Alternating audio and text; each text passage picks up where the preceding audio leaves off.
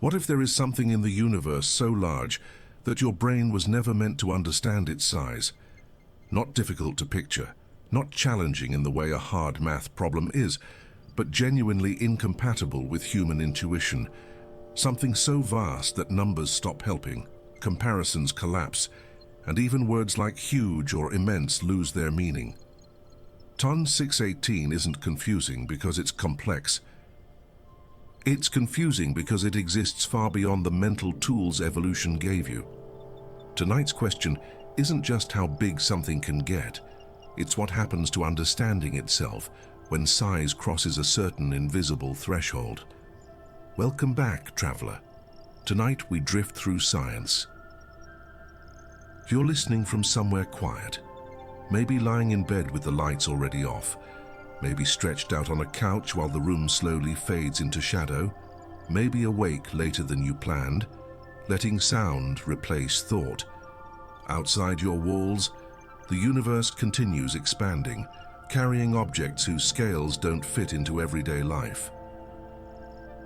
If this kind of calm exploration of impossible ideas helps your mind slow down at night, you can like the video, subscribe, or leave a comment sharing where you're listening from and what time it is.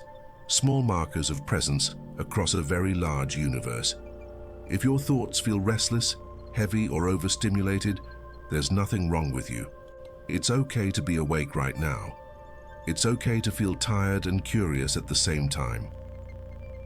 You don't need to follow every number, remember every term, or visualize everything perfectly. If your mind wanders, that's fine. If you drift off entirely, that's even better. You don't have to understand every detail to rest here. Tonight isn't about mastering scale. It's about letting scale pass through you gently. As we move forward, we'll walk slowly through one central idea: how size behaves when it grows far beyond anything familiar. We'll look outward at TON 618 itself, what it is, how we discovered it, and how astronomers measured something so distant and extreme. And we'll look inward at the humans and machines involved in that discovery. Telescopes collecting faint light, scientists arguing over data, revisions, errors, recalculations. This channel is for people who love big questions but need a calm place to explore them at night. And here on Orbis Sleep, we like to show not only the universe, but the people quietly trying to understand it. So tonight, we'll take scale seriously but gently. There's no test waiting for you, no conclusion you need to reach. You can simply listen and let images form and dissolve on their own. If it feels right, dim the screen, adjust your pillow, and allow your body to settle. We're about to step into a size so large it bends comprehension, and you don't need to hold on to anything as we begin. You're still exactly where you were a moment ago, your body resting against something solid, supported without effort. Gravity is doing its quiet work, holding you in place while your attention drifts far beyond the room. Before we talk about anything extreme, it helps to start here, with scale, your body, the bed, the floor beneath it. This familiar sense of here is the baseline your brain uses to understand size, distance, and proportion. Everything larger or smaller is measured against this calm, ordinary reference point. From that reference, most things in the universe already feel big. Earth feels big when you think about its oceans and continents. The sun feels enormous compared to our planet, large enough to hold more than 1 million Earths inside it. Even that comparison stretches intuition a little. Your brain can follow the numbers, but the feeling lags behind. Scale begins to loosen its grip on meaning long before it completely breaks. Astronomers are very aware of this gap between numbers and understanding. They work with distances measured in light years, masses measured in suns, energies that never appear in daily life. These units are tools, not experiences. They help keep calculations honest, but they don't guarantee comprehension. Long before TON 618 enters the picture, scale is already becoming abstract. You can imagine this happening gradually, like walking away from a familiar city. At first, landmarks still make sense. Then streets blur together. Eventually, the city becomes a shape rather than a place. Scale does something similar to understanding. As objects grow larger, detail fades, and meaning shifts from concrete to symbolic. Black holes already sit near this boundary. Even the smaller ones stretch intuition. They are regions where mass is packed so tightly that light itself cannot escape. Their defining feature isn't size in the usual sense, but density. And yet, some black holes grow far beyond this basic description, accumulating mass over cosmic time until they become something else entirely. TON 618 belongs to that category. It isn't just a black hole, it's an extreme version of one, sitting at the center of a distant quasar. Its mass isn't a few times that of the Sun, or even millions of times larger. It's tens of billions of solar masses. At that point, numbers stop feeling informative and start feeling decorative. Scientists didn't discover TON 618 by seeing it directly. No telescope can image it the way we image planets or galaxies. Instead, they noticed its influence. The light from its surrounding accretion disk, the energy pouring out as matter spiraled inward. TON 618 announced itself indirectly, through excess, through brightness, through effects that demanded an explanation. You might picture astronomers staring at data that feels slightly wrong, too bright, too energetic, too extreme to fit comfortably into existing categories. This is often how discoveries begin, not with certainty, but with discomfort. Something refuses to sit quietly inside known limits. As measurements improved, the estimates grew. Each recalculation nudged the size upward. Each refinement made the situation stranger. At some point, TON 618 stopped being just another large black hole and became a problem of scale. Not a technical problem, but a cognitive one. How do you talk about something that large without losing meaning entirely? This is where the phrase breaks your brain stops being dramatic and starts being literal. Human intuition evolved to judge distances you can walk, objects you can lift, threats you can see. It was never designed to comfortably hold entities that outweigh entire galaxies worth of stars. And yet, here you are, calmly listening to a story about one. You don't need to picture it precisely. In fact, trying too hard would miss the point.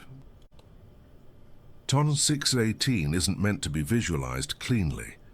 It's meant to be felt as a limit, a place where scale stops behaving politely. As this idea settles, you might notice how your body hasn't reacted at all. Your breathing hasn't changed. The room hasn't shifted. Gravity still holds you exactly the same way. The universe can contain objects that overwhelm comprehension and still remain perfectly stable at your scale. That contrast is important. TON 618 doesn't threaten you. It doesn't rush toward your thoughts. It simply exists, far away, massive beyond comfort, while your immediate world remains gentle and manageable. The cosmos doesn't demand that you match its scale.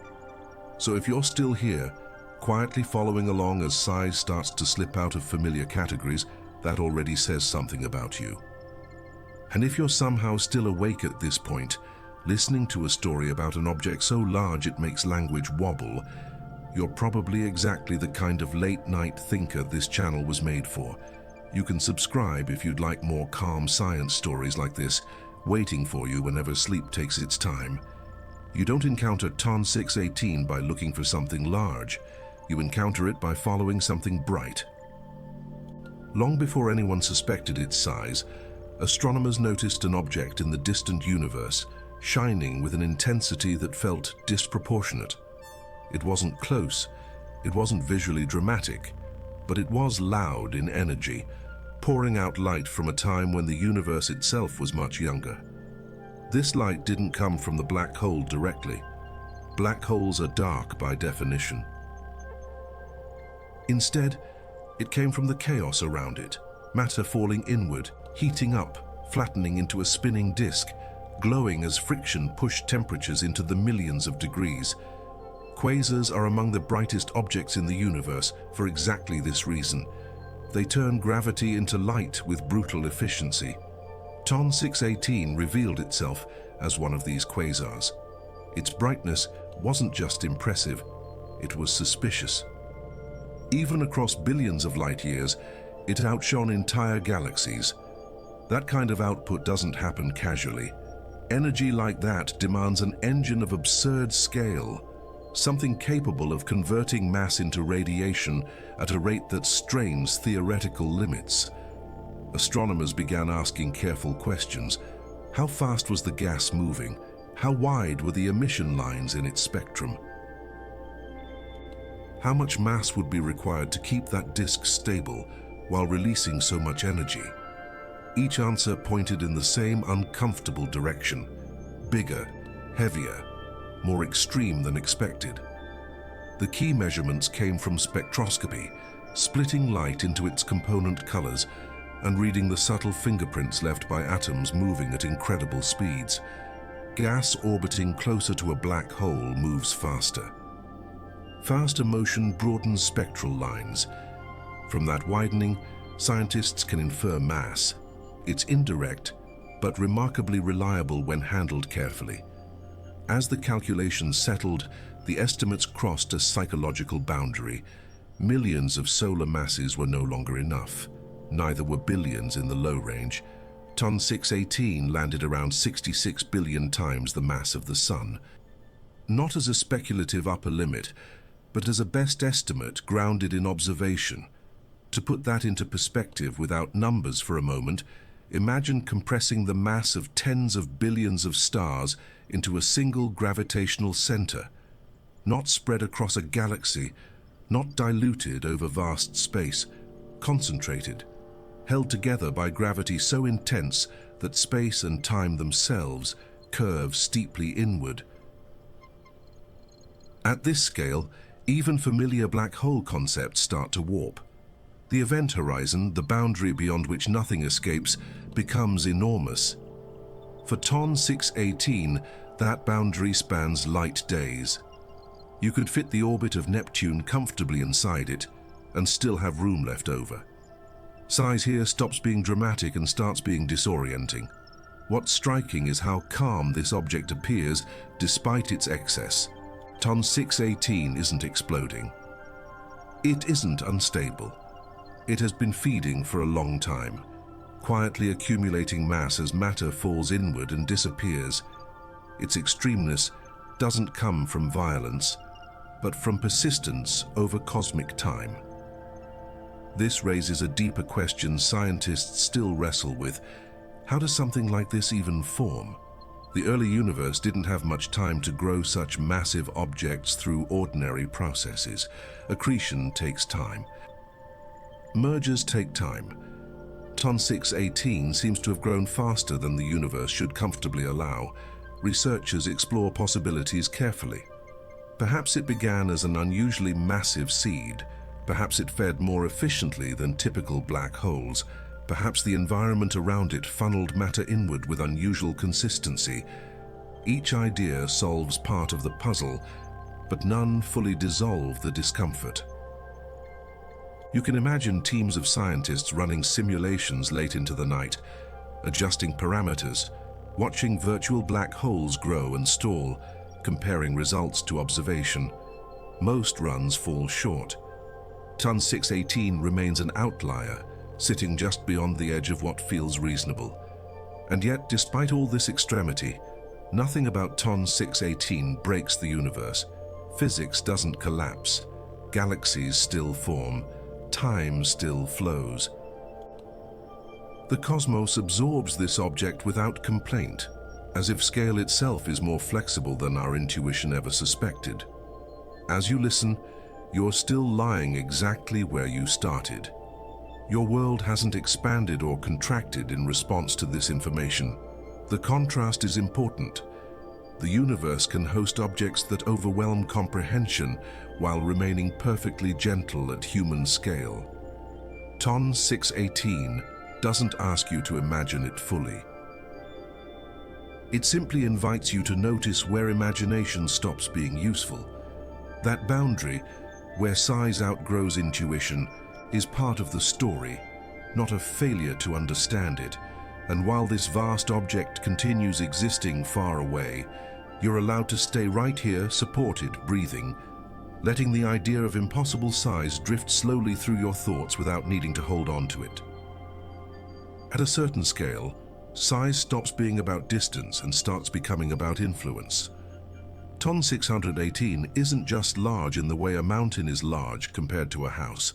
Its presence reshapes the region around it so deeply that ordinary ideas like near and far lose their clarity. Space itself becomes organized around this mass, quietly adjusting to accommodate something that heavy. When astronomers talk about the size of a black hole, they're often referring to its event horizon. This isn't a surface you could touch, but a boundary in space-time where escape becomes impossible. For TON 618, that boundary is so vast that light takes days to cross it. Days. Even at the universe's fastest speed, distance stretches uncomfortably here. Inside that boundary, familiar comparisons fail quickly. Planets, orbits, and my entire solar system stop feeling meaningful as reference points. The scale is no longer something you can stack metaphors onto. It becomes something that erases them. Size, here, doesn't add detail. It removes it. What's unsettling is that this enormity isn't visible in a dramatic way. There's no glowing outline marking the edge. No sign saying this is too big. Space near TON 618 looks deceptively normal until gravity's effects accumulate. Motion curves more sharply, time drags. Paths that should pass by instead spiral inward. You might imagine drifting near this region, not falling but slowly realizing that straight lines don't behave the way they should. Gravity doesn't pull aggressively, it persuades. It bends possibility itself, making certain futures easier than others. At this scale, gravity feels less like force and more like inevitability. Scientists model these regions carefully, not with images, but with equations describing curvature. They calculate how space-time responds to mass, how trajectories warp, how clocks behave.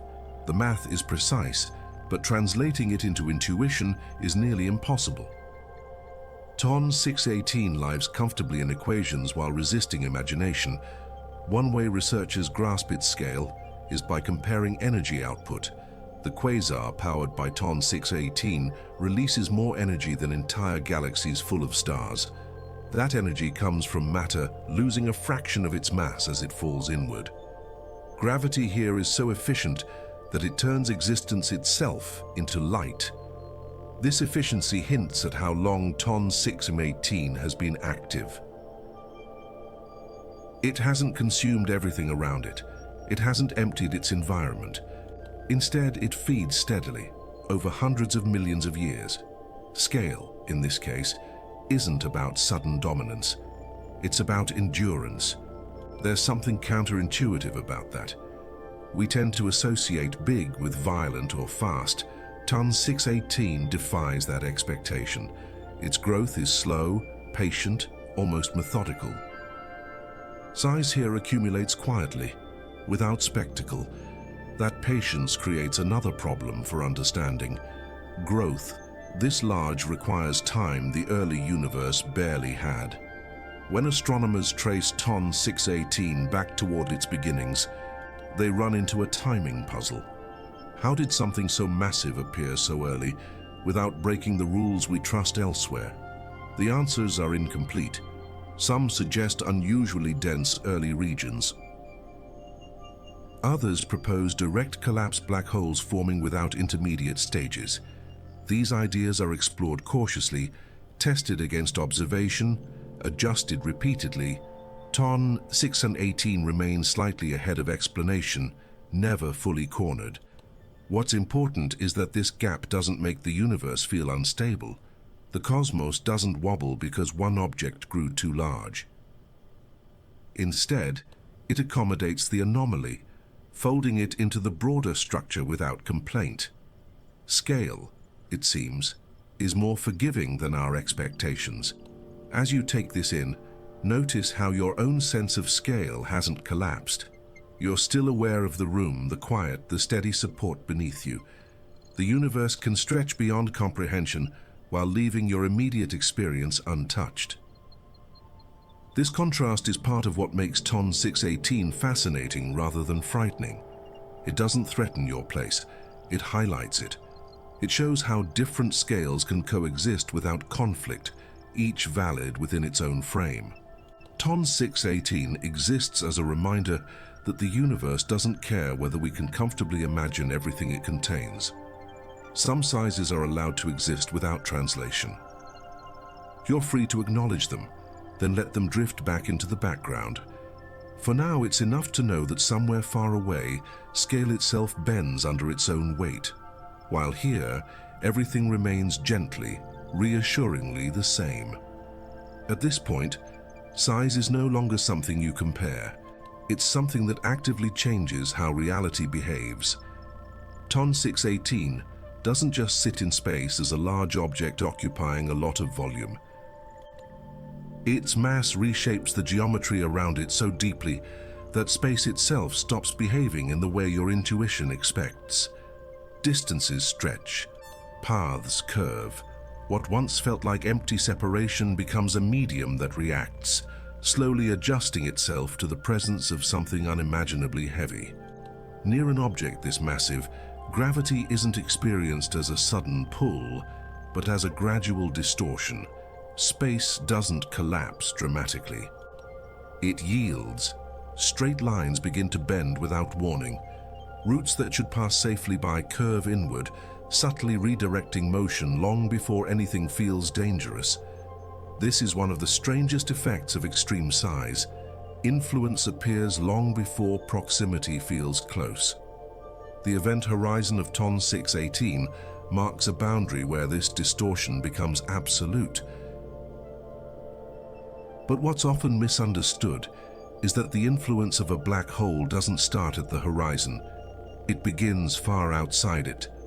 Long before matter reaches the point of no return, its behavior is already being reshaped.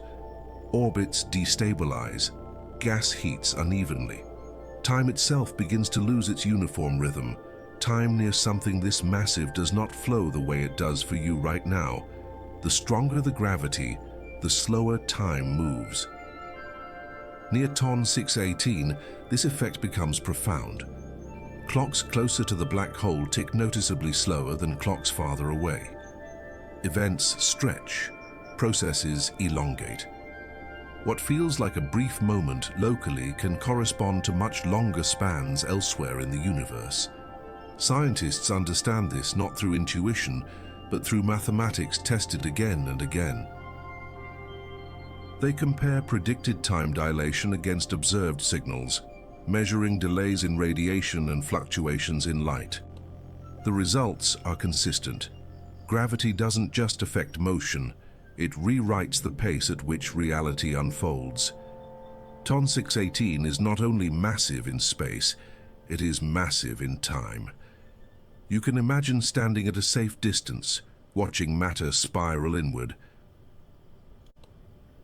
From afar, the infalling material seems to slow, dim, and smear into redder wavelengths of light. Time appears to stretch thinner and thinner, never quite allowing you to witness the final crossing.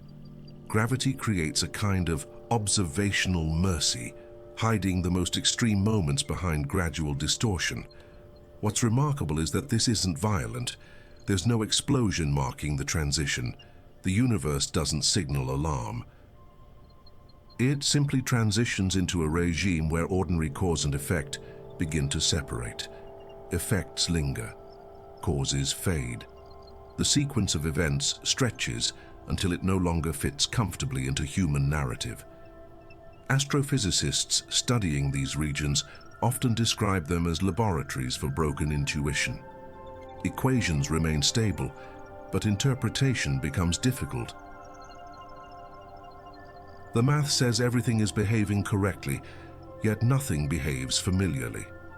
Ton 618 exists in this space, fully lawful, yet deeply counterintuitive. This is why size at this scale feels so different from largeness in everyday life. A mountain is big, but it doesn't alter time around it. A planet is massive, but its influence remains local and predictable. Ton 618 crosses a threshold where mass stops being just quantity and becomes transformation. It changes the rules by which nearby reality operates. Researchers attempt to visualize this with simulations, watching grids of space-time bend and stretch as mass increases. As Ton 618's parameters are fed into these models, the grids warp dramatically. Space compresses inward, time axes tilt. The simulation doesn't break, but interpretation does. The visuals stop resembling anything grounded in experience. There's a quiet humility in this moment for science, not failure, but acknowledgement. The universe allows structures that don't care whether they can be comfortably imagined. Ton 618 isn't oversized because something went wrong. It's oversized because physics permits it, even if intuition protests. As you listen, none of this complexity reaches you physically. Your time flows normally. Your space feels flat and reliable. Gravity here is gentle, evenly distributed, almost invisible. The same universe that permits Ton 618 also permits calm rooms, slow breathing, and stable nights. This coexistence is important. Extreme scale doesn't erase ordinary experience. It exists alongside it, nested at a distance where its effects don't intrude. The universe doesn't force every observer to confront its most extreme features directly. Ton 618 doesn't rush toward you. It doesn't loom overhead.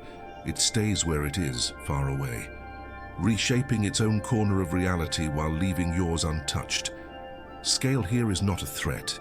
It's a demonstration of how wide the range of allowed existence truly is. You don't need to reconcile these scales tonight. You don't need to force them into a single mental picture. It's enough to recognize that somewhere far away, space and time bend under an immense weight, while here, everything remains steady, quiet, and perfectly manageable. And as that realization settles, the size that once felt overwhelming begins to soften into something else. Not a problem to solve, but a boundary you're allowed to approach, acknowledge, and then step back from, safely, without effort. At some point, the question around Ton 618 shifts. It stops being, how big is it? And quietly becomes, how did this ever get the chance to exist at all? Size here is no longer a description. It's a historical problem. The universe is old, but not infinitely old. It had to build everything it contains step by step, following rules of time, growth, and limitation. Ton 618 seems to press directly against those limits. In the early universe, things were chaotic but sparse. Matter had not yet organized itself into large, stable structures. Galaxies were smaller, younger, still assembling. Black holes could form, yes, but growing them required patience. They needed matter to fall in, orbit, heat up, and slowly disappear past the horizon. Accretion is not instant. Even gravity respects time. This is what makes Ton 618 so unsettling to astronomers. When we observe it, we are not seeing it as it is now, but as it was billions of years ago, when the universe itself was still relatively young. And yet, even at that early stage, Ton 618 was already enormous. Its mass was not something that accumulated leisurely over endless time. It had already crossed into the realm of excess. Scientists call this a growth problem, but emotionally, it feels more like a pacing problem. The universe, according to most models, simply did not have enough time to grow something that large using ordinary methods. The math doesn't break, but it becomes uncomfortable. The steps exist, but they feel rushed, compressed, forced into a tighter timeline than expected. One possibility researchers explore is that TON 618 began its life unusually large. Instead of forming from the collapse of a single massive star, it may have emerged from the direct collapse of an enormous cloud of gas. In such a scenario, gravity bypasses the smaller steps entirely, skipping the stellar phase and forming a black hole with millions of solar masses almost immediately. This idea is elegant in its simplicity, but demanding in its requirements. The gas cloud would need to avoid fragmenting into stars. It would need to cool just enough to collapse, but not enough to break apart. Conditions like that are rare, delicate, and difficult to confirm. The universe allows them, but doesn't advertise them. Another possibility is efficiency. Perhaps TON 618 was simply better at feeding than anything else we've observed. Its environment may have funneled matter inward with remarkable consistency, providing a steady supply of fuel over hundreds of millions of years. Not a binge, but a relentless, uninterrupted flow. You can imagine this process not as violence, but as inevitability. Gas drifting inward, losing energy, settling into a disk, spiraling closer, vanishing, again and again. No dramatic bursts, no sudden leaps, just gravity doing what it does best when given time and material, accumulating. Astronomers test these ideas by simulating early galaxies under different conditions. They adjust densities, temperatures, angular momentum. They watch virtual black holes grow, stall, merge, and sometimes collapse under instability. Most simulations produce respectable black holes. Very few produce anything like TON 618. What remains clear is that TON 618 did not cheat the universe. It followed rules. The problem is that those rules, when pushed to extremes, begin to reveal how flexible they actually are. The universe appears far more permissive than our intuitions suggest. It allows growth not just within expectations, but beyond comfort. This permissiveness forces scientists to reconsider assumptions. Perhaps black hole growth is not as slow as once thought. Perhaps the early universe was more cooperative than our models assume, or perhaps TON 618 is simply rare, a statistical outlier that reminds us averages are not guarantees. For the listener, lying quietly while all this unfolds, there's something important to notice. TON 618 did not require intention. It didn't need a plan. It didn't need to be meant to exist. Given the right conditions, gravity allowed it. That alone was enough. This can subtly shift how scale feels emotionally. TON 618 is not an intrusion or an error. It's an example of what happens when natural processes are allowed to continue without interference. The universe did not hesitate because the outcome would be difficult to imagine later. And that idea has a strange calmness to it. The cosmos doesn't optimize for comprehension. It doesn't slow down to make sure outcomes remain intuitive. It permits what physics allows and leaves understanding as a secondary concern. As this settles in your mind, notice how little urgency there is in the room around you. The night is not rushing. Time feels generous. Your immediate world does not reflect the pressure of cosmic growth. Gravity here is content with stillness. TON 618 grew because gravity was patient. And right now, patience is exactly what surrounds you. Nothing is demanding resolution. Nothing is forcing clarity. The universe allows both extremes and quiet moments to exist at the same time. You don't need to resolve how TON 618 formed to appreciate what it represents. It stands as a reminder that reality is capable of more than our expectations without becoming unstable or hostile. The universe remains calm even when it produces the unimaginable. And as this thought lingers, you're free to let it drift without conclusion, knowing that somewhere far away, gravity continues its slow, relentless work, while here, everything remains gently, reassuringly at rest. Once an object reaches the scale of ton 618, its role in the universe quietly changes. It is no longer just something that exists within a galaxy. It becomes something that organizes a galaxy around itself. The usual hierarchy flips. Stars, gas, dust, and even the overall shape of the host galaxy begin responding to the presence of the black hole, rather than the other way around. In most galaxies, the central black hole is massive, but not dominant. It sits quietly, influencing nearby stars while remaining a relatively small fraction of the galaxy's total mass. Ton 618 breaks that balance. Its mass is so extreme that it rivals the stellar mass of entire galaxies. At this point, the distinction between central object and central structure begins to blur. Astronomers infer this dominance by studying motion. Stars and gas clouds near the center move faster than expected. Their orbits tighten.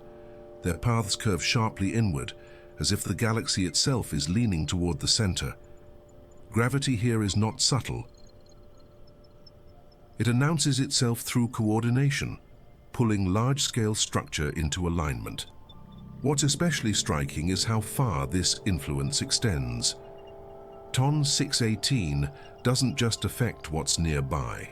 Its gravitational reach stretches across tens of thousands of light years, shaping the flow of matter throughout its host galaxy. Gas streams follow preferred paths, funneling inward along invisible corridors carved by gravity over immense time spans. This funneling feeds the quasar, but it also reshapes the galaxy's future.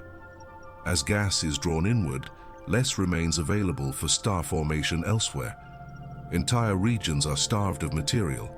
Ton 618 doesn't need to destroy stars to change a galaxy's destiny. It only needs to redirect matter patiently. Scientists study this process using a combination of observation and simulation. Telescopes map gas distribution. Spectroscopy reveals motion. Computer models replay billions of years of galactic evolution, watching how a massive central black hole gradually alters structure. Again and again, the result is the same. Extreme mass reorganizes everything quietly. At these scales, gravity stops being local. It becomes architectural. It determines not just motion, but possibility, where stars can form, where gas can linger, where matter must eventually go. Ton 618 functions less like an object and more like a rule embedded at the center of its environment. This architectural role extends to time as well. The stronger the gravity, the slower time flows relative to distant regions. Near Ton 618, clocks run noticeably slower. Processes that seem quick locally stretch out when observed from afar. Cause and effect remain intact, but their pacing changes.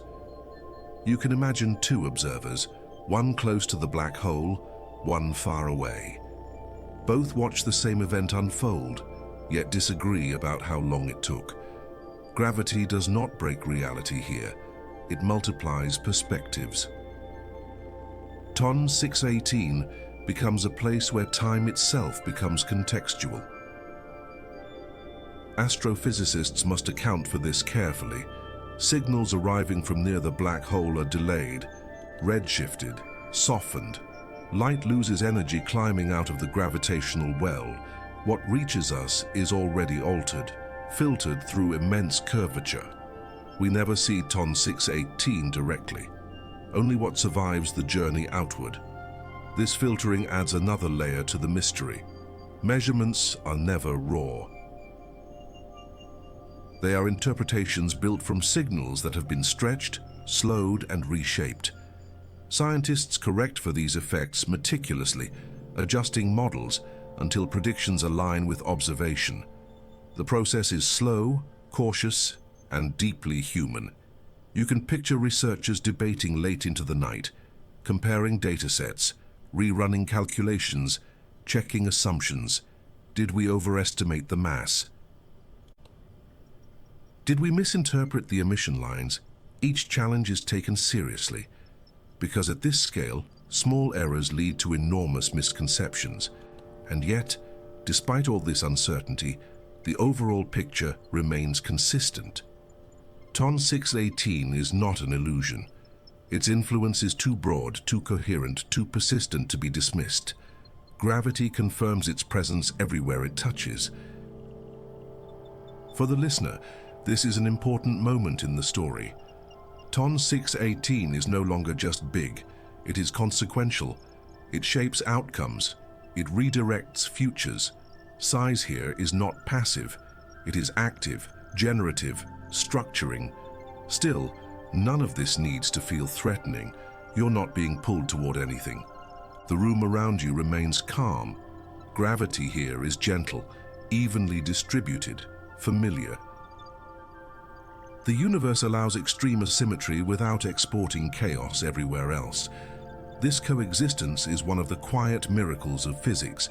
The same laws that permit TON 618 also permit stability at human scale. Nothing leaks, nothing escalates. Extremes remain contained within their own domains. As you breathe, you're participating in this layered universe, one where different scales operate simultaneously without conflict. TON 618 reorganizes galaxies far away. Gravity supports your body right now. Both are expressions of the same underlying rules, and maybe that's the deeper comfort beneath all this size. The universe does not require uniformity to remain coherent. It allows extremes and stillness to exist side by side, each appropriate to its scale. TON 618 is immense, yes, but it does not overwhelm everything. It shapes its corner of reality while leaving others untouched. You are allowed to observe its enormity without being drawn into it. As this thought settles, there's no need to push further, no need to resolve where this leads yet. TON 618 continues existing, reshaping its galaxy in silence, while you remain here, supported, steady, and free to let the idea drift without effort. There is a moment in this story where calling TON 618 an object starts to feel misleading. Objects are things you can point to, isolate, describe as separate from their surroundings. TON 618 resists that framing. Its influence is so extensive, so pervasive, that it begins to behave less like a thing inside the universe and more like a region of the universe itself. At this scale, the distinction between object and environment begins to blur. The gravitational field of TON 618 doesn't end abruptly. It fades outward gradually, shaping space long before you could say you are near it. Matter doesn't simply pass by. It moves as if the rules have changed, as if the background itself is quietly tilted toward a single center. This is deeply counterintuitive, because human experience is built around clear boundaries. A mountain has edges, a city has limits, even a planet occupies a definable region. TON 618 does not offer such comfort. Its mass stretches influence across distances so large that no clean border ever announces itself. You don't arrive at TON 618. You slowly enter a regime where its presence becomes unavoidable.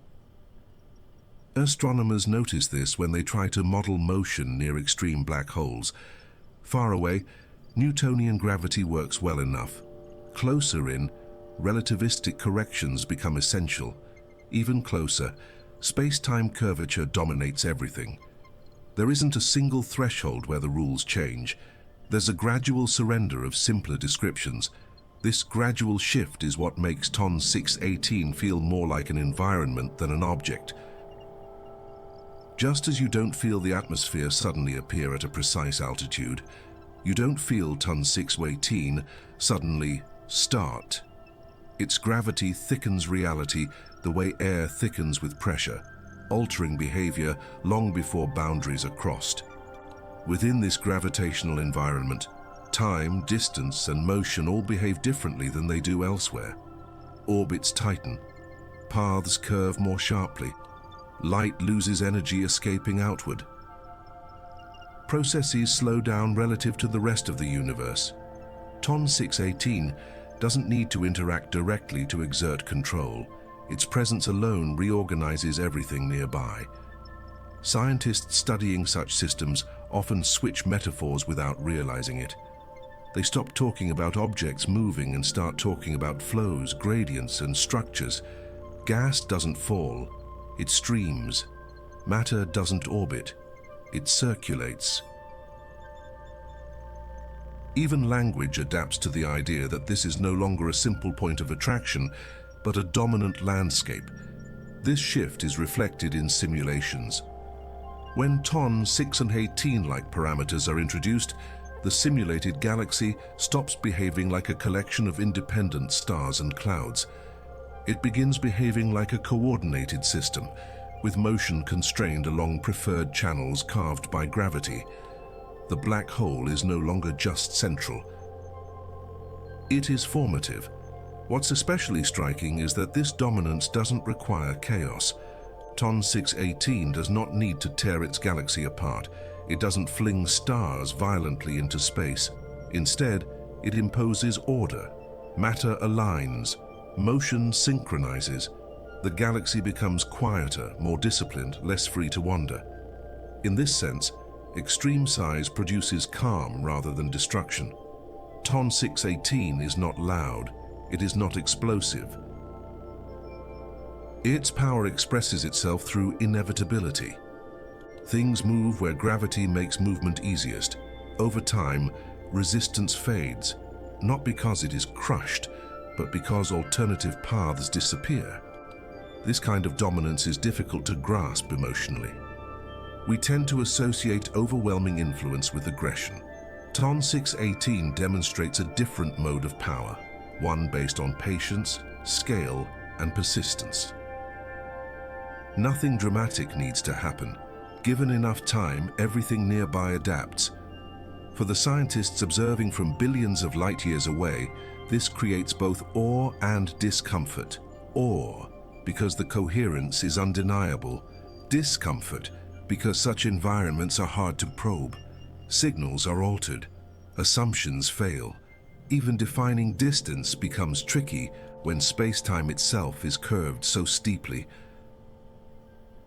Measurements must be corrected again and again. Models refined. Data filtered. The human effort involved is enormous, not because the universe is hostile, but because it is indifferent to our preferred frames of reference. TON 618 does not scale itself down for our convenience. For you, listening quietly, this can land in an unexpected way. TON 618 does not feel like a monster or a threat. It feels more like a reminder that reality is capable of producing contexts far beyond everyday experience. Contexts that don't invalidate the familiar, but simply exist alongside it. Your room has an environment too. Air pressure, temperature, gravity. They shape how your body behaves without demanding attention. TON 618 does something similar, just on a scale that makes the comparison feel almost absurd. And yet, the principle is the same. Environments shape behavior quietly. They don't announce themselves. They simply make some things easy and others difficult. TON 618 is an environment where escape is hard, time is slow, and motion is curved. That doesn't mean everything inside it is suffering. It means everything inside it is adapting. The universe is very good at adaptation. It doesn't complain when conditions change. It adjusts. This realization softens the emotional edge of extreme size. TON 618 is not an aberration that breaks reality. It is a demonstration of how flexible reality truly is. The universe can host environments this extreme and still remain stable, coherent, and calm elsewhere. As you lie here, supported by your own gentle environment, you are not in conflict with Ton 618's existence. Both scales are valid. Both are allowed. The universe does not require uniformity to remain whole, and as this thought settles, Ton 618 begins to feel less like something to fear or fully understand, and more like a distant landscape, vast, unfamiliar, and entirely content to remain what it is far away, while you remain right here, safe within your own quiet corner of space-time. As Ton 618 settles into your understanding, something subtle begins to shift. The question is no longer just how large it is, or how it formed, or how it reshapes its surroundings. The question becomes quieter and more personal. Where does something like this leave you? Not emotionally in a dramatic sense, but structurally, in terms of place, scale, and significance. Ton 618 doesn't shout insignificance. It whispers perspective. Objects this large have a way of dissolving hierarchies. When everything familiar becomes small by comparison, the difference between very important and moderately important begins to blur. Against Ton 618, planets, stars, even entire star systems compress into the same category, comparatively tiny, not meaningless, but no longer separated by the gaps your intuition usually insists on. This compression can feel unsettling at first. Human thinking is built on ranking: bigger than, smaller than, more significant, less significant. Ton 618 erases those ladders. When scale grows this large, ranking loses resolution. Everything nearby falls into the same broad gradient of smallness. Astronomers encounter this feeling often, even if they don't phrase it this way. When dealing with supermassive black holes, there comes a point where adding more mass doesn't feel qualitatively different. Millions, billions, tens of billions of solar masses, the numbers grow, but intuition stalls. Ton 618 lives beyond that stall point. This doesn't mean measurement stops mattering. Precision still matters deeply to science, but emotionally, the brain recognizes a boundary. Beyond it, scale stops informing feeling. It becomes abstract weight without texture. What replaces texture is duration. Ton 618 has existed for a very long time, not infinite, but long enough that its presence spans enormous portions of cosmic history. Entire generations of stars have lived and died while it quietly continued accumulating mass, reshaping its environment without urgency. Duration like that has a different emotional tone than size. Size can feel intimidating. Duration feels contemplative. Ton 618 has outlasted events that would feel permanent from any human point of view. Civilizations, planets, even stars are brief compared to its steady existence. And yet, Ton 618 is not eternal. This is where the perspective softens further. Even objects this large are temporary. Over unimaginable timescales, black holes evaporate. Slowly, imperceptibly, through Hawking radiation, they lose mass. The process is absurdly slow, but not zero. This matters because it places Ton 618 back inside the same rule set as everything else. It is extreme, but not exempt. It participates in the universe's long arc toward change. Size delays endings, but does not cancel them. For the listener, this can land gently. Ton 618 is not a symbol of permanence towering over fleeting life. It is a symbol of extended participation. It lasts longer, influences more, reshapes larger regions, but it still belongs to time. In this light, the difference between a human lifespan and a cosmic one stops feeling like a judgment. It becomes a difference of tempo. Some things move quickly, some move slowly. Both are allowed, both are real. Scientists sometimes describe black holes as the universe's memory. They retain mass long after stars disperse. They preserve structure when everything else fades. TON 618 is a particularly strong memory, not because it remembers better, but because it forgets more slowly. This metaphor isn't poetic excess. It reflects real physics. As galaxies evolve and disperse, black holes remain as anchors of mass. They carry forward the influence of long-gone stars, quietly shaping future motion. From this angle, TON 618 becomes less of a monster and more of an archive.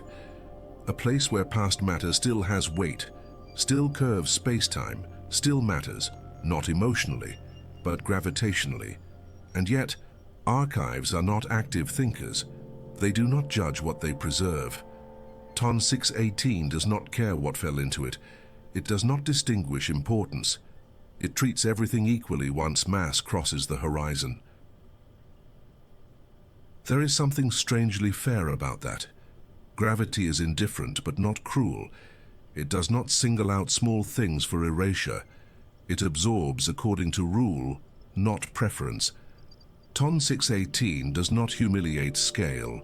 It neutralizes it. This neutrality can feel calming late at night. You don't need to prove significance to the universe. Gravity does not ask for relevance. It responds to existence, not meaning. As you listen, you are not competing with TON 618.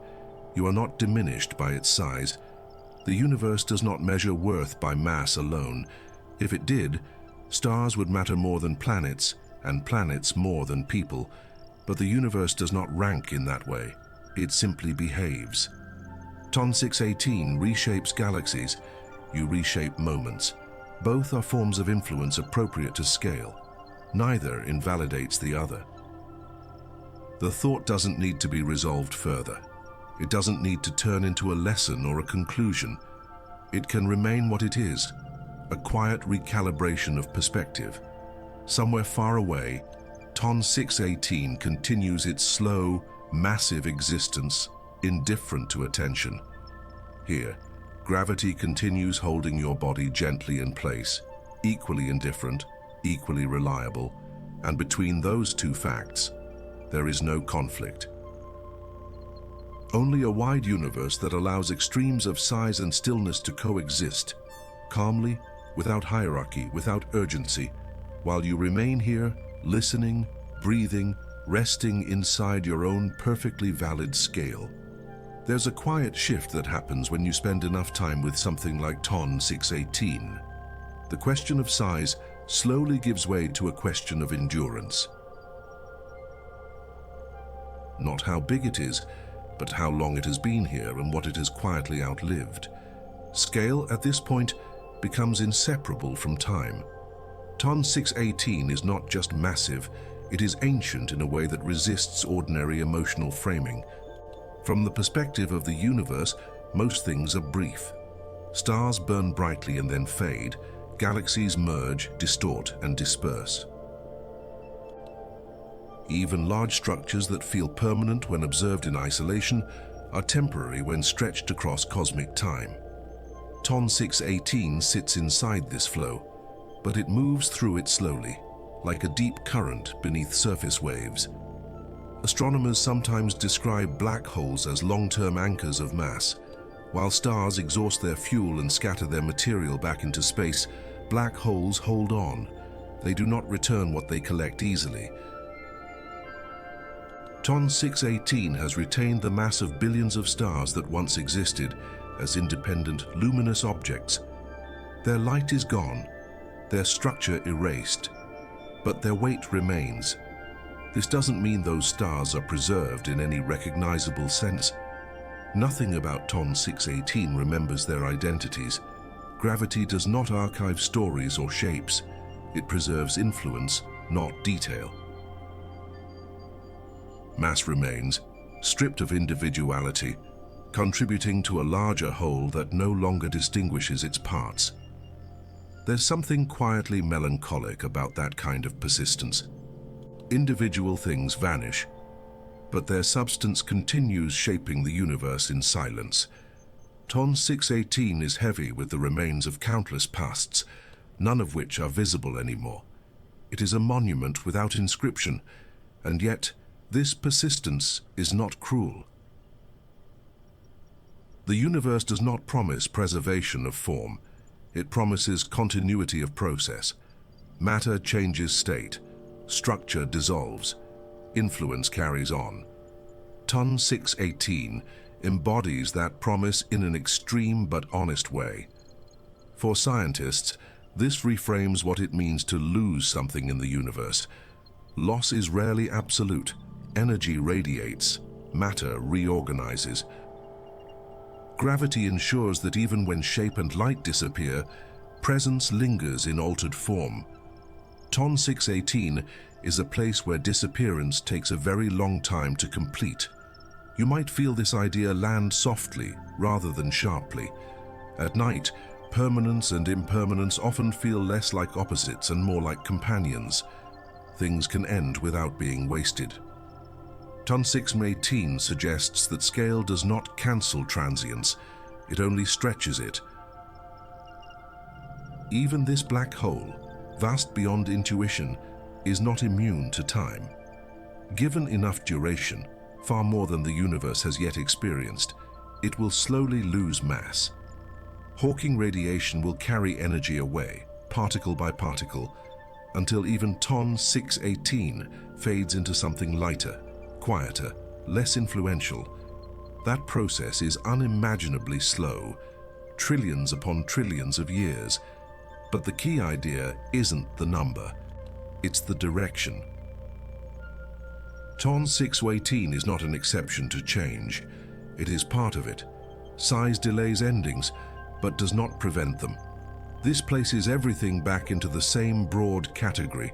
Stars, galaxies, black holes, even the most extreme objects are participants, not rulers. The universe does not grant immortality. It grants time, and different things receive different amounts. For the listener, this can feel unexpectedly comforting. If even Ton 618 is temporary, then impermanence is not a flaw or a failure. It's the rule. Endurance is not measured by lasting forever, but by contributing meaningfully while present. Ton 618 has shaped its region of the universe profoundly. It has reorganized matter, altered trajectories, and influenced events across immense distances. It has done so without awareness, intention, or identity. Influence does not require consciousness. This realization can soften how personal time feels. You don't need cosmic duration to have impact. Influence scales with context. Ton 618 affects galaxies. You affect moments, relationships, states of mind. Both are valid forms of participation. Gravity does not compare them. It responds equally to all mass, all presence. It does not rank importance by longevity. It simply integrates what exists into the ongoing structure of reality. Late at night, this idea tends to lose its edge. The need to last forever relaxes. The pressure to matter on a grand scale loosens. Ton 618 does not demand comparison.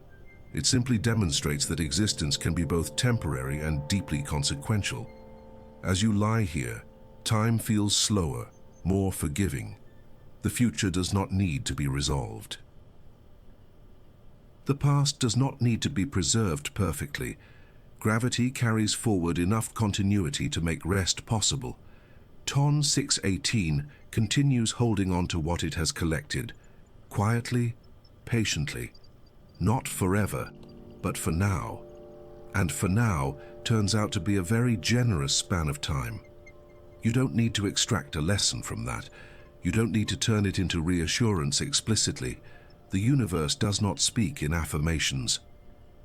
It demonstrates patterns and lets meaning emerge on its own. Somewhere far away, Ton 618 remains a vast reservoir of past matter, slowly evolving toward a distant ending. Here, you remain supported by gravity in a much gentler form, equally subject to time, equally allowed to rest within it. Both scales exist simultaneously. Neither cancels the other. And between them, there is space for quiet, for listening, and for letting the night continue without urgency. After spending time with something like TON 618, the universe begins to feel different. Not smaller, not simpler, but quieter. The shock of scale softens. The numbers lose their sharpness. What remains is not awe in the explosive sense, but a steady awareness that reality is larger than comprehension, and yet perfectly capable of holding you without strain. TON 618 does not demand interpretation. It does not ask to be solved or summarized. It exists comfortably without explanation, and in doing so, it models a version of existence that does not depend on clarity. The universe did not wait until understanding was possible before allowing this object to form. It allowed it, and understanding followed slowly, imperfectly, and is still catching up. This reversal is subtle but important. Meaning is often framed as something that precedes existence. TON 618 suggests the opposite. Things exist first. Meaning is optional, layered later, sometimes never completed. The cosmos is not built around narratives. It is built around processes. As this idea settles, there is a gentle relief in not having to resolve anything tonight. You don't need to fully grasp the size of TON 618. You don't need to hold on to its mass or visualize its horizon. The universe does not require you to carry its extremes consciously. Gravity continues doing what it does best, holding structure steady across all scales. It does not privilege the enormous over the ordinary. It treats both as expressions of the same rules. TON 618 curves space-time on galactic scales. Gravity here curves your posture into rest. The contrast between these scales no longer feels absurd. It feels intentional, even if no intention exists. The universe accommodates extremes without exporting tension everywhere else. It contains both unimaginable mass and quiet rooms at night without contradiction. Scientists, for all their calculations and models, ultimately accept this coexistence as a fact. Theories refine, simulations improve, but the universe does not pause for conceptual comfort. TON 618 remains immense, whether or not it fits neatly into explanation. For the listener, this can gently shift how uncertainty feels. Not knowing everything does not signal danger. It signals participation. You are inside a reality that allows incomplete understanding as a stable state. Late at night, this allowance matters. You don't have to fix the universe. You don't have to resolve scale, time, or meaning before resting. TON 618 exists without being resolved. You are allowed to do the same. There is something deeply calming about realizing that even the most extreme structures in the cosmos do not rush. TON 618 accumulated mass slowly. It reshaped its environment patiently. It continues existing without urgency. Nothing about its scale requires haste. This patience echoes into the present moment. The night is not asking you to move forward quickly. Time can stretch. Thoughts can thin out. Gravity will keep everything where it needs to be.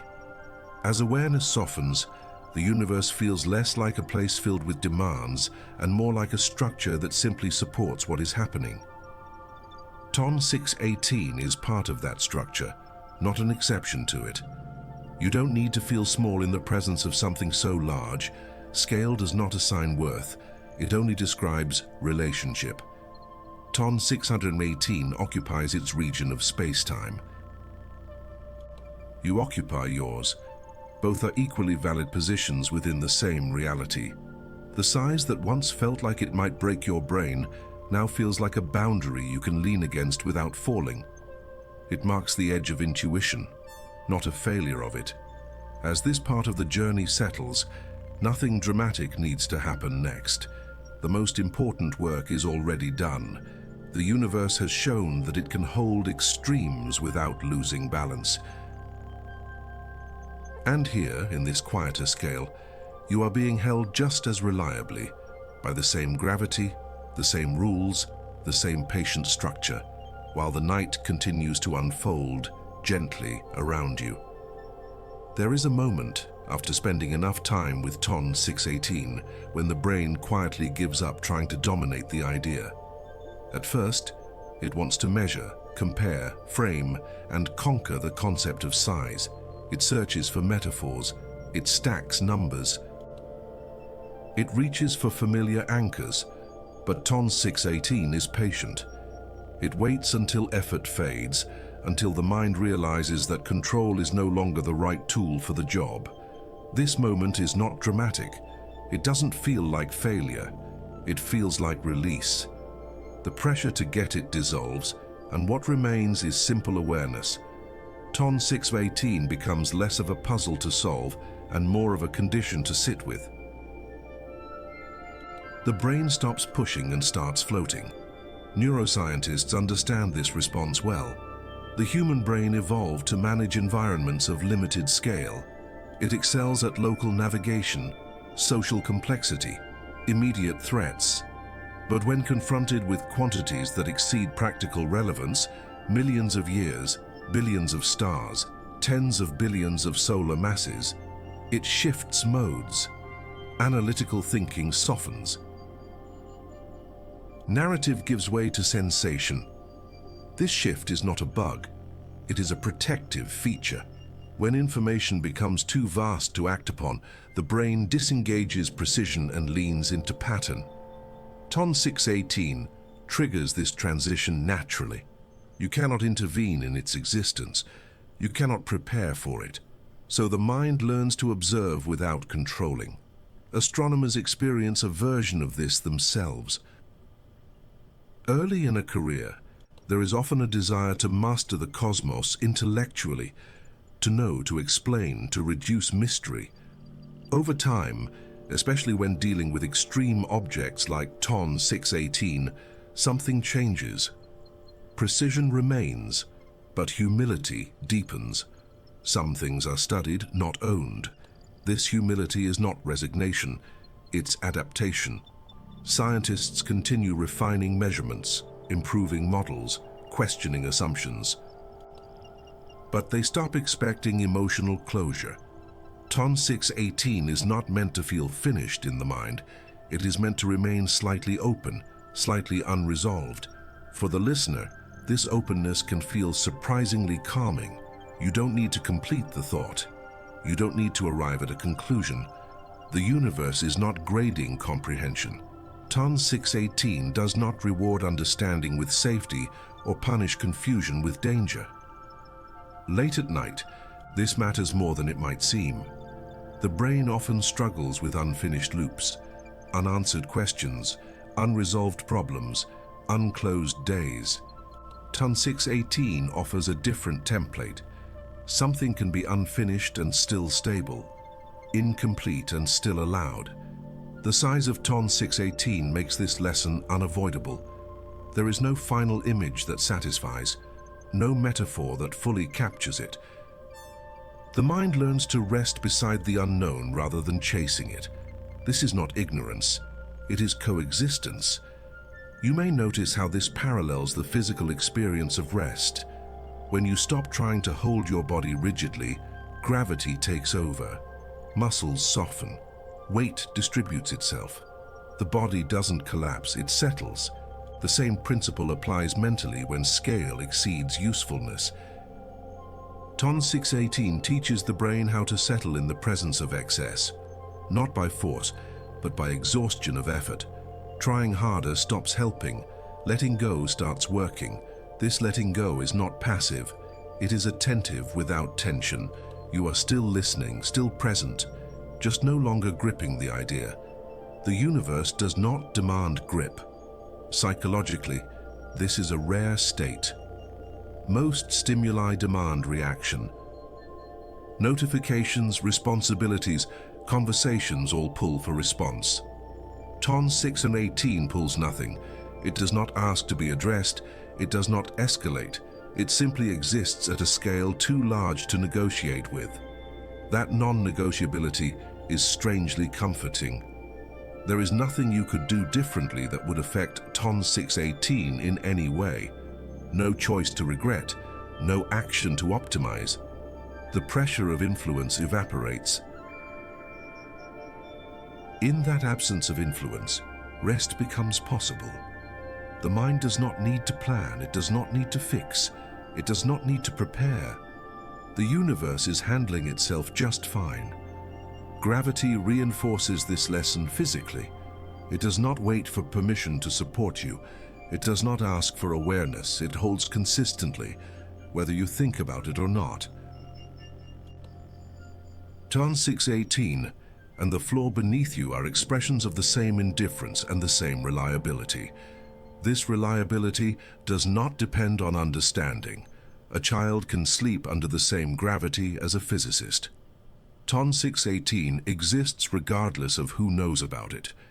Reality is not fragile in the presence of ignorance. As this sinks in, the sense of scale becomes less sharp, not smaller, but softer.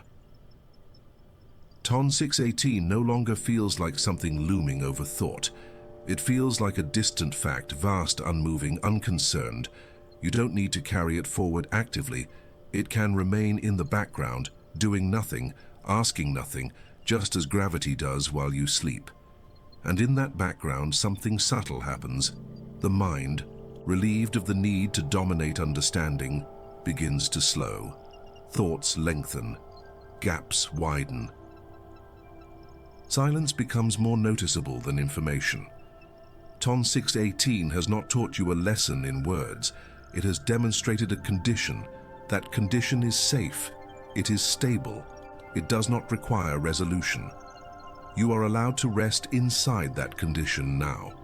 The universe does not need your vigilance. TON 618 will remain immense without your attention. Gravity will remain steady without your effort. Nothing important depends on you staying awake to the end of this thought. And as the idea of size fades slightly, replaced by a broader sense of allowance, the night feels a little more spacious, wide enough to hold both an object that breaks intuition and a mind that no longer needs to chase it. There is something deeply unsettling and quietly soothing about realizing that TON 618 has never needed supervision. It did not require balance checks, course corrections, or oversight. No system watched it grow to make sure it stayed within reasonable bounds. Gravity allowed it, matter followed, and the universe adjusted without complaint. Control was never part of the equation. This absence of control feels wrong to a mind trained to intervene. Human systems are built around monitoring, feedback, and correction. We watch gauges. We manage processes. We step in when something grows too large, too fast, or too unstable. TON 618 violates this instinct completely. It grew without permission and stabilized without guidance. Astronomers confront this discomfort indirectly.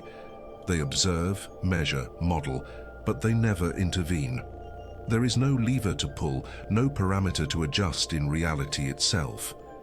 The universe does not provide a control panel. It only provides signals. TON 618 responds to none of them. This can be frustrating intellectually. Science thrives on predictability and influence. But TON 618 demonstrates a deeper kind of order, one that does not depend on oversight. Its growth was not optimized. It was not corrected. It simply followed what gravity made possible. In simulations, scientists sometimes attempt to manage black hole growth, adjusting conditions to prevent runaway mass accumulation. These constraints exist for modeling convenience, not because reality requires them. When such limits are removed, extreme objects like TON 618 emerge naturally. The universe does not panic when scale runs away. This realization shifts something subtle in perspective. Perhaps the cosmos is not fragile. Perhaps it does not require constant correction to remain coherent. TON 618 exists as evidence that enormous imbalance can arise locally without destabilizing everything else. You can feel how different this is from everyday anxiety. Most worries come from the sense that something must be managed or else it will spiral out of control.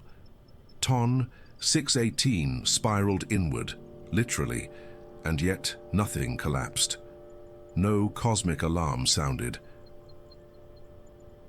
The universe absorbed the outcome calmly. This calm absorption is gravity's signature.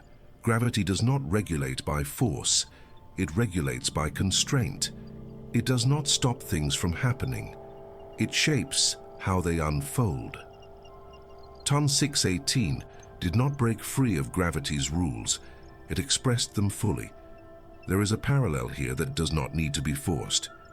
Right now, your body is not being managed consciously. You are not instructing your heart to beat or your lungs to breathe. Gravity holds you without oversight. Life continues without micromanagement. TON 618 demonstrates this principle at an extreme scale. The universe does not need attention to function. It does not rely on observation to remain stable. Reality persists even when unobserved, unmanaged, and uninterpreted. Physicists sometimes refer to this as robustness. A system is robust if it continues functioning under a wide range of conditions. TON 618 reveals just how robust the universe truly is. It tolerated extreme mass concentration without cascading failure. This robustness challenges a common fear that things will fall apart if not carefully controlled. TON 618 suggests the opposite. Many things fall into place precisely because no one is interfering. Late at night, this idea can soften the grip of responsibility. You do not need to keep the universe on track. You are not responsible for maintaining balance at cosmic scales. Gravity has been handling that for billions of years. Even when models fail or predictions feel incomplete, the universe continues functioning without hesitation. The failure belongs to explanation, not reality. TON 618 does not wait for consensus before existing. There is comfort in recognizing that the world does not depend on vigilance to remain intact. Oversight is a human concern, not a cosmic one. Gravity does not worry about outcomes. It allows them. As you listen, nothing requires correction. The night does not need management. Sleep does not need to be forced. Thoughts do not need to be organized perfectly before rest is allowed. TON 618 grew beyond expectation without supervision. You are allowed to rest without supervision too. The universe does not collapse when effort relaxes. It often becomes more stable. Somewhere far away, TON 618 continues existing without guidance, without attention, without concern. Here, gravity continues holding you just as reliably. Nothing needs to be fixed right now. Nothing needs to be optimized. The structure is already holding, and as this realization settles, control loosens, not because something is wrong, but because it was never required in the first place. The strange thing about TON 618 is that it teaches you scale the same way an ocean teaches you depth, not through explanation, but through presence. At first you try to stand on the shore and make it manageable with words, wide, far, huge. But the longer you look, the more you sense that the ocean is not a thing you can hold in your mind the way you hold a chair or a street corner. TON 618 works like that. It is not just large, it is a kind of largeness that changes what your mind is capable of doing. When something is merely big, you can still treat it like an object. You can imagine walking around it, circling it, taking it in piece by piece. TON 618 refuses this approach. It's too distant to approach physically, too massive to compress into a single mental image, and too strange to fit cleanly into any familiar category. The mind reaches for control and finds only a boundary, like a hand closing on air. This boundary is one of the most useful parts of the story. It marks the point where the brain stops pretending that understanding always means visualizing. TON 618 forces a different kind of knowing, indirect, structural, inferred from behavior and signal. You don't see it as a silhouette, you read it as a consequence. Light behaves a certain way, gas moves a certain way. The universe around it tells you what must be there. That's how the real discovery happens in human terms. In quiet offices and dimly lit observatories, astronomers stare at spectra that look too wide, too energetic, too excessive. The broad emission lines are not just data. They are motion translated into color. Gas orbiting at thousands of kilometers per second leaves fingerprints in light. And those fingerprints imply a central mass that feels impossible, until repeated measurements make impossible feel ordinary. You can imagine the human side of it, the cautious emails, the rechecking of calibration files, the second guessing of assumptions. Someone notices a systematic bias in an algorithm. Someone else questions the model for the broadline region. A third person runs an alternate method and gets a similar result, which is both reassuring and disturbing. TON 618 grows more real not through drama, but through convergence. Different approaches pointing to the same uncomfortable scale. And then there is the quiet contradiction. Once you accept the number, you still can't feel it. 66 billion solar masses remains a phrase, not an experience. Your mind can recite it, but cannot inhabit it. So the brain tries to convert it into familiar anchors. The size of the solar system, the orbit of Neptune, distances measured in light days. Helpful, yes, until those anchors also begin to float, because even Neptune becomes too small to be meaningful. This is where TON 618 becomes less about measurement and more about the psychology of scale. It shows you the difference between knowing something is true and being able to hold it comfortably. The universe is full of truths that exceed comfort. TON 618 is one of the clearest examples, perfectly physical, perfectly lawful, and yet not built for the human mind to carry with ease. Oddly, this doesn't have to produce anxiety. It can produce a kind of softness. The mind relaxes when it realizes it is allowed to stop wrestling. TON 618 is not a personal challenge. It is not asking you to win.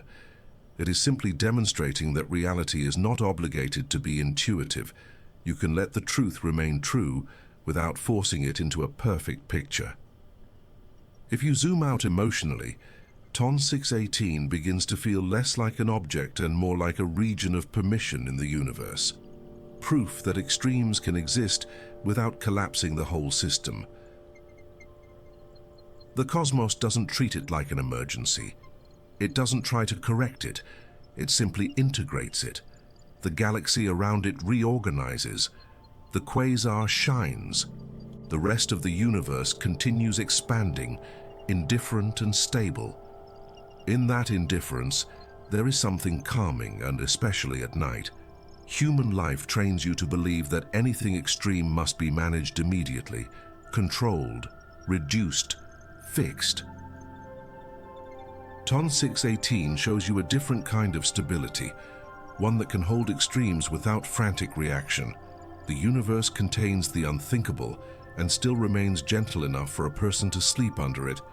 This is also why TON 618 is a perfect symbol for Orbis Sleep's kind of science. Not science as conquest, but science as companionship. You come close to big questions without turning them into a test. You let them stay big. You let your mind drift around them like a slow satellite, not trying to land, just feeling the shape of the gravitational field, and there is a deeper physical echo here. TON 618's gravity doesn't grab you in the way a hand grabs. It shapes possibility. It curves space so that paths naturally bend, so that some trajectories become easier than others. In a similar way, an idea this large reshapes your thought space. Certain mental routes stop working. Others open up, routes made of quiet acceptance, slow inference, and gentle awe. When scientists talk about event horizons, they describe a boundary of no return. But there are softer horizons too, cognitive ones. TON 618 is a cognitive horizon, not because it blocks knowledge, but because it blocks a certain type of knowing. It refuses simple pictures.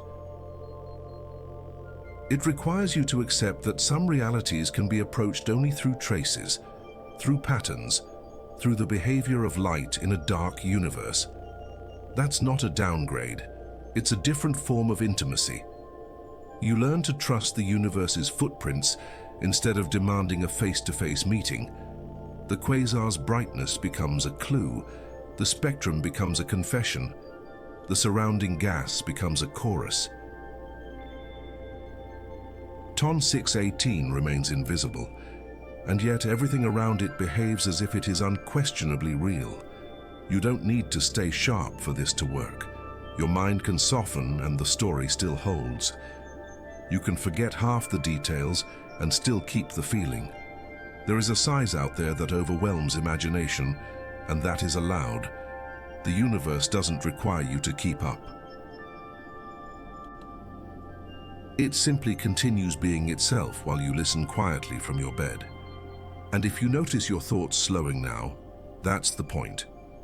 TON 618 isn't here to make you more alert.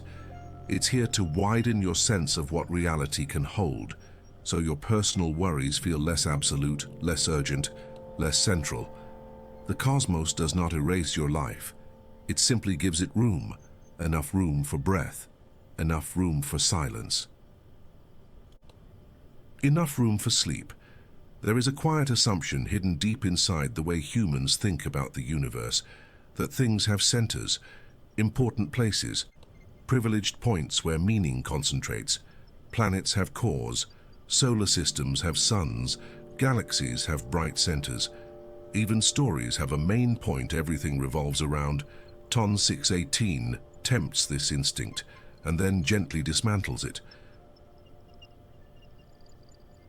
At first glance, TON 618 seems like the ultimate center, a black hole so massive it dominates its region of space, sitting at the heart of a quasar, surrounded by matter spiraling inward in luminous arcs. It looks like the kind of object everything should revolve around, literally and conceptually. And yet, the longer you stay with it, the more this idea begins to soften. Yes, matter orbits TON 618. Yes, gravity shapes trajectories nearby, but the universe does not reorganize itself around TON 618 in any absolute sense. It does not become the axis of all things. Beyond its gravitational reach, galaxies continue their own stories, largely indifferent to its existence. The universe does not crown kings. This is an important realization because human intuition loves hierarchy. We are drawn to the idea that the biggest thing must also be the most important thing. TON 618 quietly disagrees. It is enormous, but it is not central in any cosmic hierarchy. It does not sit at the middle of the universe. It is not a reference point for everything else. Cosmology reinforces this again and again. On the largest scales, the universe has no center. Expansion happens everywhere at once. Every point sees other points moving away. TON 618 exists within this expanding fabric, not above it. Even something this large is still just a participant. This can feel disorienting at first. If even the largest black hole does not occupy a privileged position, then what does? The answer, from the universe, is quiet and unsatisfying in the best possible way. Nothing. There is no cosmic stage with a spotlight. There are only local arrangements of matter and energy, each significant in its own context. Astronomers experience this humility constantly. A discovery that feels monumental one year becomes just another data point the next, absorbed into a broader understanding. Ton 618 is extraordinary, but it does not rewrite cosmology. It does not destabilize expansion. It does not shift the universe's center of gravity in any global sense. This absence of a true center is deeply counter to how personal experience works. In your own life, you are always at the center of perception. Every sound, sensation, and thought radiates outward from where you are. It's easy to project that structure onto the universe itself. Ton 618 invites you to let that projection relax. If something this massive can exist without becoming the center of everything, then centrality itself becomes a local concept, not a universal one. Ton 618 is central to its immediate environment, just as you are central to your own moment right now. Neither position is absolute. Both are contextual. This reframing can feel strangely comforting. It removes the pressure to occupy a special position. The universe does not ask you to be central. It does not need a focal point to function, meaning does not have to collapse inward toward a single place. Physically, this is reflected in how gravity works. Gravity does not create absolute centers. It creates local curvature. Space bends near mass but flattens out again with distance. Ton 618 bends space-time dramatically nearby, but its influence fades. The universe does not tip toward it as a whole. You can imagine space-time like a vast, flexible sheet with countless small dimples rather than one giant funnel. Ton 618 is a deep dimple, yes, but it is one among many. Galaxies, clusters, superclusters all leave their marks. No single indentation defines the entire surface. This multiplicity is part of what keeps the universe stable. If everything truly revolved around a single center, coherence would be fragile. Instead, structure is distributed, influence is local. Balance emerges from overlap rather than dominance. For the listener, lying quietly while this idea unfolds, there is an emotional parallel worth noticing. You do not need to be the center of everything to matter. Existence does not require global significance. It only requires participation within a context. Ton 618 matters where it is. You matter where you are. The universe does not compare these roles. It allows each scale to function without demanding hierarchy.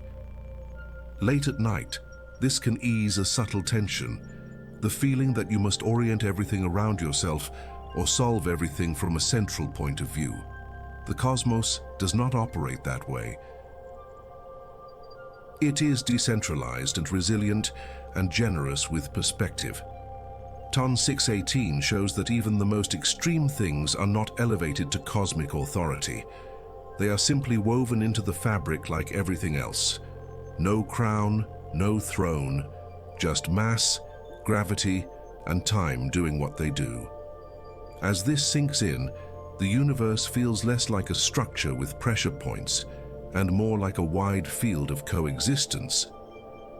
Nothing needs to be at the center for the whole to hold together. And here, in your own small but complete center of experience, this bed, this room, this quiet moment, you are not competing with Ton 618's scale.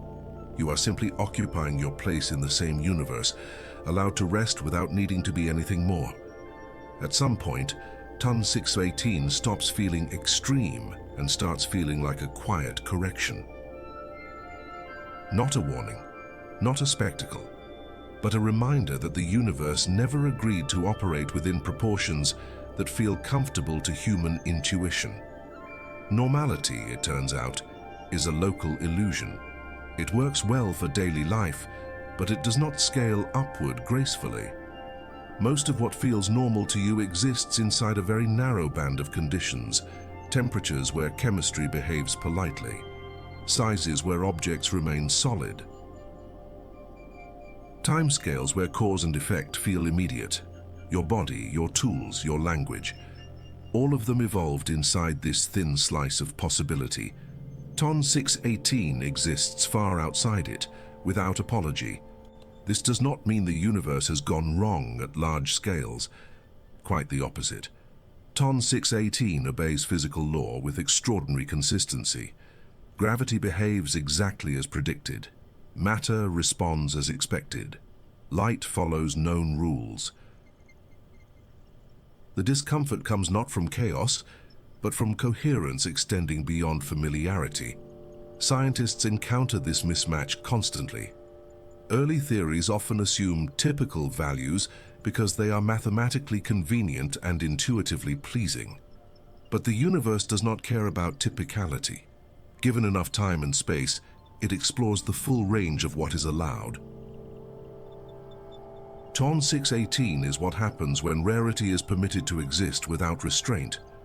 Rarity, in this sense, is not abnormality, it is simply infrequency. The universe does not privilege the common over the uncommon.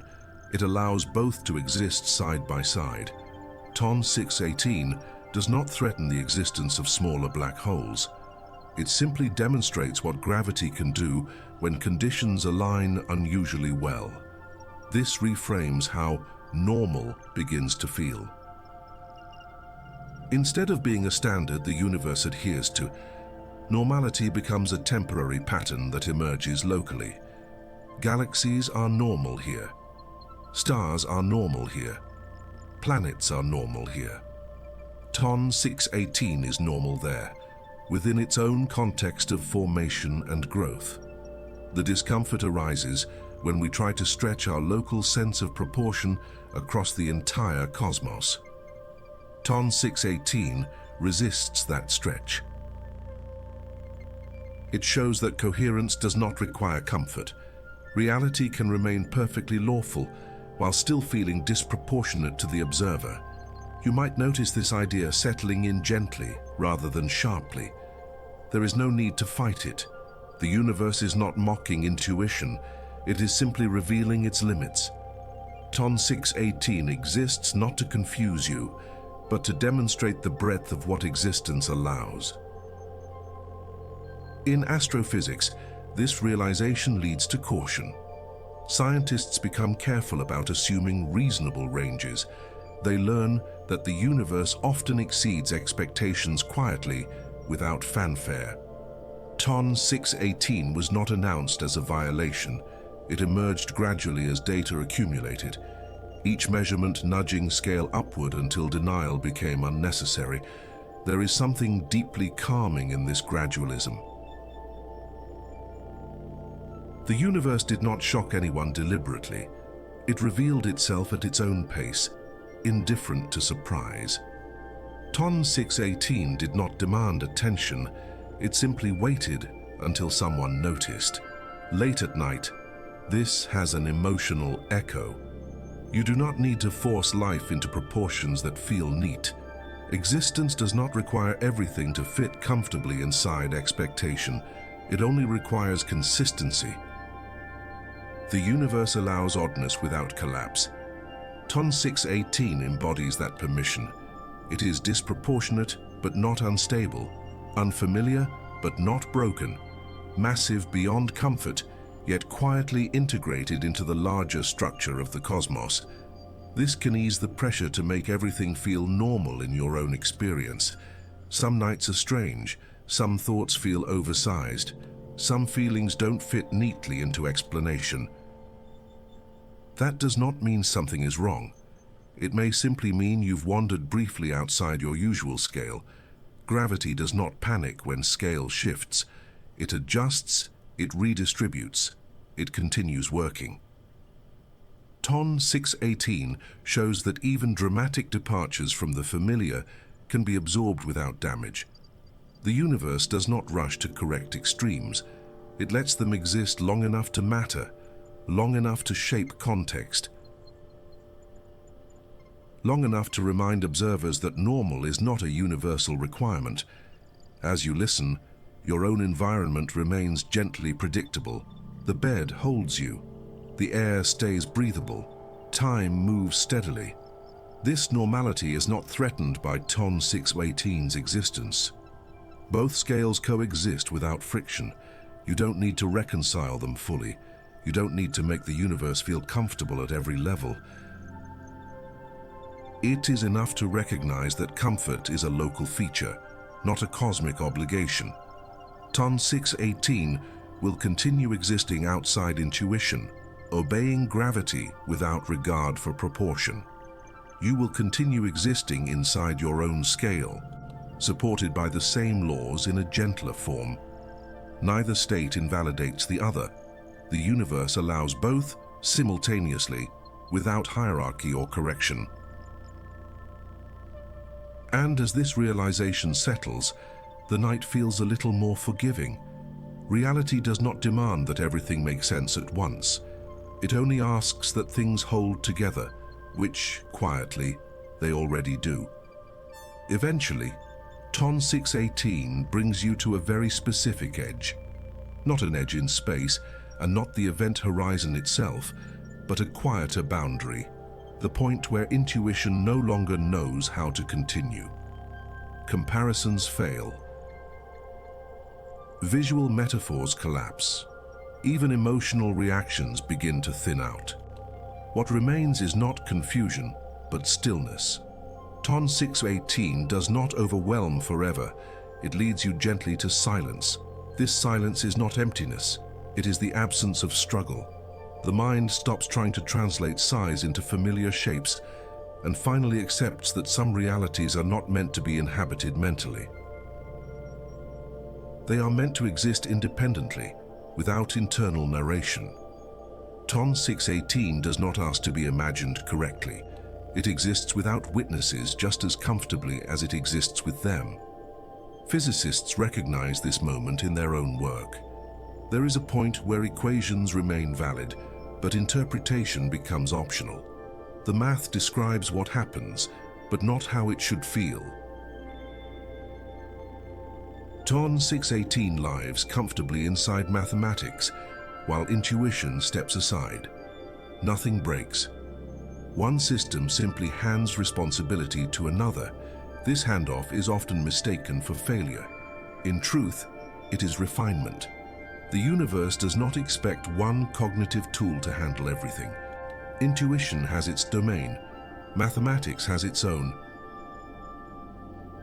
TON 618 exists in the overlap, then drifts beyond it, leaving behind a trail of correct predictions and incomplete mental pictures. What's important is that reality does not dim when intuition fades. Stars still orbit, light still travels, gravity still curves space.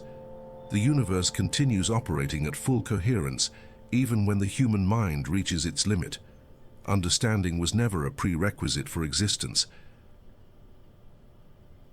This realization carries a deep calm with it. You do not need to keep pace with the universe. You do not need to stay mentally engaged with every extreme. Reality does not accelerate when attention relaxes. TON 618 will remain massive whether or not you are thinking about it. There is a parallel here with sleep itself. As consciousness softens, the world does not disappear. It simply continues without commentary. Your body remains supported. Time continues passing. Gravity continues doing its work. Awareness is not the thing holding reality together. TON 618 demonstrates this principle on the largest scales available to observation. The universe holds extremes without supervision, without awareness, without narrative framing. It does not require an observer to stay intact. Late at night, nothing essential depends on vigilance. Nothing important collapses when attention drifts. The universe is structurally indifferent to your wakefulness, and that indifference is kind. There is no hidden test here, no final insight you are supposed to extract before rest is allowed. TON 618 does not resolve into a moral or a lesson. It resolves into acceptance, not acceptance of an answer, but acceptance of a boundary. That boundary is not sharp. It does not slam shut. It fades gently, like sound disappearing into distance. You notice fewer questions forming, fewer comparisons demanding resolution. Thought becomes wider, less pointed. In this widened state, size no longer feels aggressive. Ton 618 is still vast, still unimaginable, but it no longer presses against you. It recedes into its proper place, not smaller, just quieter. A fact rather than a demand. This is often the last shift before rest. When the mind stops insisting on clarity and allows reality to remain larger than explanation, effort drains away naturally. Silence fills the space where interpretation used to be. The universe does not punish this silence. It does not require commentary. It does not ask to be kept company. Ton 618 existed long before anyone knew its name, and it would continue existing if the name were forgotten. You are allowed to follow that example. You are allowed to stop naming, comparing, measuring, and holding. Nothing meaningful will be lost in that pause. As this part of the journey ends, there is no dramatic conclusion waiting immediately after, just a gentle transition. The questions soften. The scale fades into background awareness. The night becomes more noticeable than the cosmos. Ton 618 remains where it has always been. Immense, distant, and unconcerned, gravity remains steady beneath you. Time continues flowing at a pace that does not require your participation.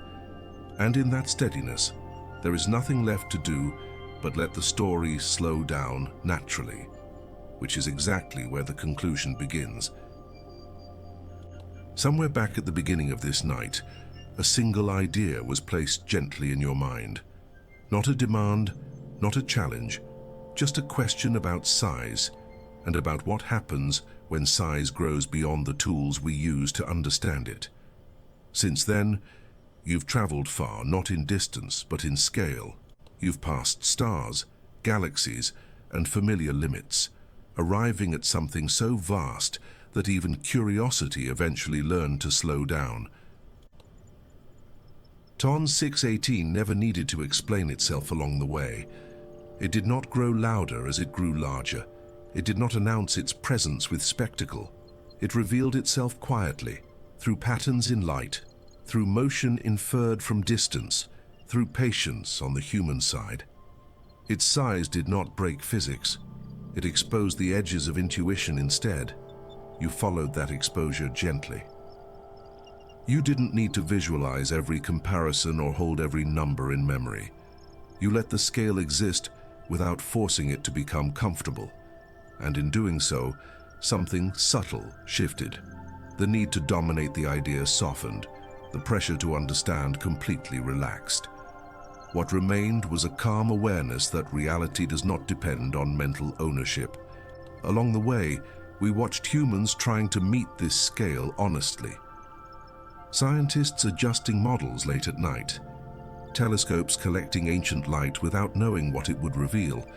Data corrected, recalculated, questioned, and trusted only when it converged again and again. Not heroes, just people listening carefully to a universe that does not rush its answers. We saw how Ton 618 reshapes its surroundings, not violently but persistently. How gravity reorganizes matter, time and possibility without drama. How something unimaginably large can exist without becoming the center of everything. The universe, it turns out, does not need hierarchy to remain coherent. And slowly, almost without noticing, the emotional tone changed. Awe softened into perspective. Perspective softened into quiet acceptance. Ton 618 stopped feeling like a threat to meaning and started feeling like proof of something steadier. That existence does not require comfort, only consistency. Now, as this journey settles, the universe feels less like a place full of demands and more like a structure that simply holds what happens. Ton 618 remains immense, distant, and unconcerned. gravity remains steady beneath you. Time continues passing without asking for your attention. Nothing essential depends on you staying alert. You might be listening from a bedroom where the lights are already off, or from a couch where the room has gone still. Maybe it's late where you are. Maybe it's early. Somewhere else. Someone is hearing these same words at a completely different hour, under a different sky, held by the same gravity. It's strangely comforting to know that this quiet moment is shared across the planet without coordination. If you're awake enough and feel like it, you can leave a comment saying where you're listening from and what time it is for you. Not as a metric, just as a soft marker of presence. Proof that curiosity and rest can coexist in many places at once. And if nights like this feel useful to you, you're always welcome to return for more slow science and big questions that don't demand answers. But even if you never do, even if you drifted in and out and only caught fragments of this story, that's more than enough. TON 618 does not require witnesses. Gravity does not require attention. Reality continues functioning beautifully when awareness fades. There is no final revelation waiting here. No neat summary that shrinks the universe back down to size. The size remains. The mystery remains. What has changed is your relationship to it. You don't have to carry the universe in your mind for it to be real. So wherever you are right now, eyes open, eyes closed, somewhere in between, you can let the scale recede into the background. You've reached the place where questions no longer push forward, and silence begins to do the work instead. TON 618 will continue existing, vast and distant, without concern for names or thoughts. Gravity will continue holding you gently in place, and the night, wide enough for both, will keep unfolding quietly as long after you no longer need to listen.